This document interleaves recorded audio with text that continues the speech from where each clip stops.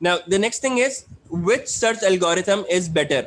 सही है, हमें क्या, हम जब पढ़ेंगे अभी काफी सारे एल्गोरिथम्स को हम पढ़ेंगे, लेकिन फाइनली हमें जज क्या करना होगा, हमें ये जज करना होगा कि यार सबसे अच्छा एल्गोरिथम है कौन सा। अब उसे टेस्ट करने के कुछ तरीके हैं, यहाँ पे कुछ नाम आपको नजर आ रहे होंगे, completeness, optimality, time complexity and space complexity. ये चार बातें हैं जिसके ऊपर मैं जज कर सकता हूँ कि मेरा एल्गोरिथम अच्छी तरह से काम कर रहा है या बुरी तरीके से काम कर रहा है। तो ये पहला वर्ड है क्या, कंप्लीटनेस का मतलब क्या है? कंप्लीटनेस का मतलब होता है कि आपका एल्गोरिथम आपको कोई एक सॉल्यूशन ला के दे दे। अगर सॉल्यूशन आपकी पूरे स्पेस में मौजूद है, अगर सॉल्यूशन आपके मसले के अंदर कहीं ना कहीं सॉल्यूशन मौजूद है, तो सॉल्यूशन ढूंढ के ले आए, इसे हम क्या कहते हैं, इसे हम कहते हैं completeness. So any search algorithm is known to be complete if the algorithm returns a solution. अगर आपका एल्गोरिथम कहीं से सॉल्यूशन ढूंढ के ले आए, इफ द सॉल्यूशन एग्जिस्ट, अगर सॉल्यूशन कहीं पे एग्जिस्ट करता है और आपका एल्गोरिथम उसे ढूंढ के लेकर आ जाए, तो that is called a complete algorithm. इसका मतलब आपका जो एल्गोरिथम है, सर्च करने का तरीका है, वो एक कंप्लीट तरीका है। ऑप्टिमल एल्गोरिथम का मतलब क्या होता है? ऐसा सर्च एल्गोरिथम जो कि बेस्ट सॉल्यूशन ढूंढ के लेकर आए, जो कि सिर्फ एक सॉल्यूशन ढूंढ के नहीं लेकर आ रहा, बल्कि क्या रिटर्न कर रहा है, it is going to return a best solution. अगर स्पेस में कहीं पर एक बेस्ट सॉल्यूशन मौजूद है और उस बेस्ट सॉल्यूशन को आपका एल्गोरिथम ढूंढ के लेकर आ जाए, तो हम क्या कहेंगे, एल्गोरिथम कैसा है, ऑप्टिमल एल्गोरिथम है। टाइम कॉम्प्लेक्सिटी और स्पेस कॉम्प्लेक्सिटी क्या होती है? टाइम कॉम्प्लेक्सिटी का मतलब होता है कितनी देर में सॉल्यूशन लेकर आ रहा है, 5 मिनट में सॉल्यूशन लेकर आ गया या 5 दिन लग रहे हैं सॉल्यूशन लाने में, इसे हम कहते हैं टाइम कॉम्प्लेक्सिटी। स्पेस कॉम्प्लेक्सिटी ये होती है कि कंप्यूटेशनल कॉस्ट क्या है, कितनी कितनी कंप्यूटेशनल रिसोर्स आपकी इस्तेमाल हो रही है, कितनी मेमोरी आपकी जा रही है, that is called the space complexity. तो ये चार बातें हैं जिसके ऊपर हम देख सकते हैं कि हमारा एल्गोरिथम अच्छी तरह काम कर रहा है या बुरी तरह काम कर रहा है। यहाँ पे एक आखिरी चीज लिखी हुई है कि complexity of these algorithms depend upon B, the branching factor, and D, the depth of shallowest solution। क्या मतलब हो गया ये B का और D का? B का मतलब ये है कि यहाँ पे लेट सपोज, क्योंकि हमारी ज्यादातर बात क्या होगी, ये जो भी हम सर्च कर रहे हैं, हमारी सर्च को आप इस तरीके से विजुअलाइज करें कि या तो हम ट्री के अंदर सर्च कर रहे होते हैं, ट्री एक डेटा स्ट्रक्चर है, या ग्राफ के अंदर सर्च कर रहे होते हैं। तो जितनी भी सर्चिंग की बातें हो रही हैं, समझे हम इस तरीके से सर्च कर रहे हैं, या तो हम ट्री की स्पेस में सर्च कर रहे हैं या हम ग्राफ की स्पेस में सर्च कर रहे हैं।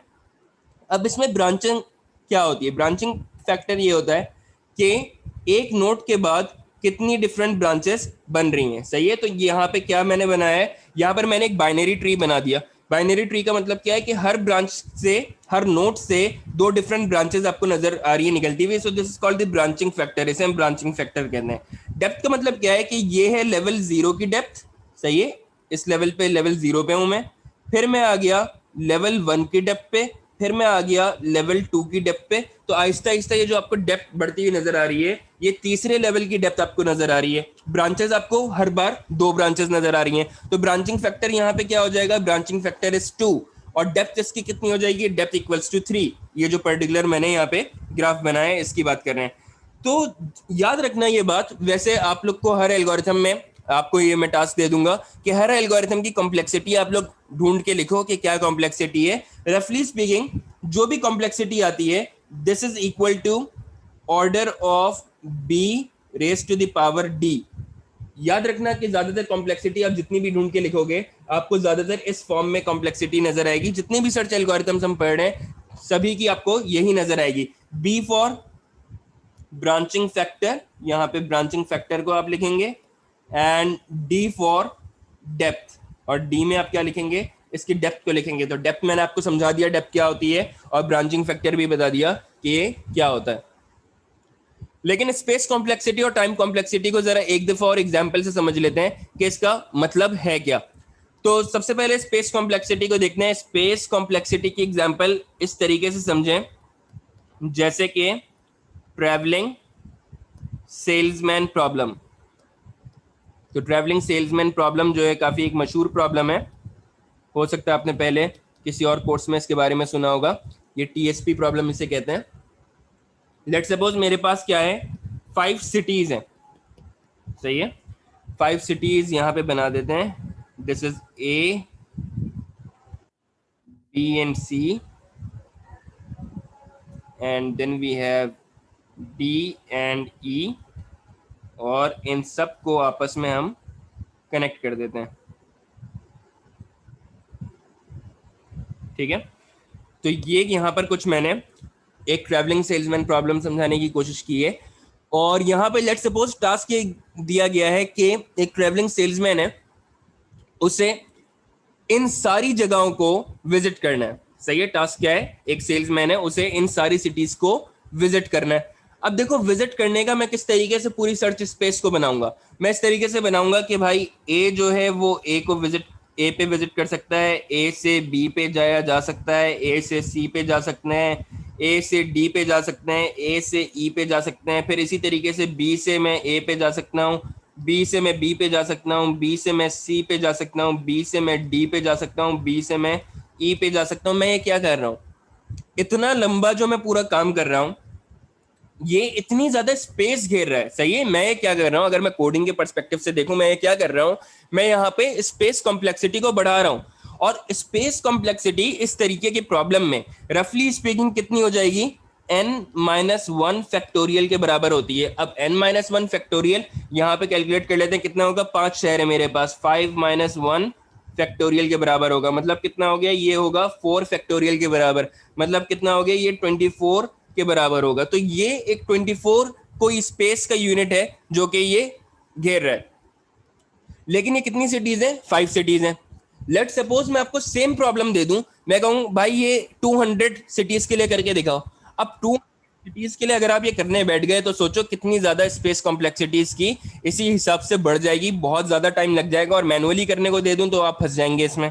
सही है, so this is an example of space complexity.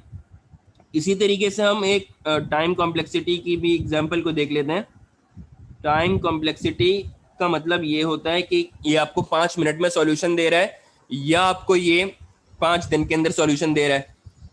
For example हमने बात की 8 पजल प्रॉब्लम की. ठीक है, 8 पजल प्रॉब्लम मैक्सिमम कितना ज्यादा कॉम्प्लेक्स हो सकता है, वो 3 raised to the power 20 में आपको आंसर दे सकता है. तो यहां तक इतना चांस है कि 8 पजल प्रॉब्लम को सॉल्व करने में इतना टाइम लग सकता है.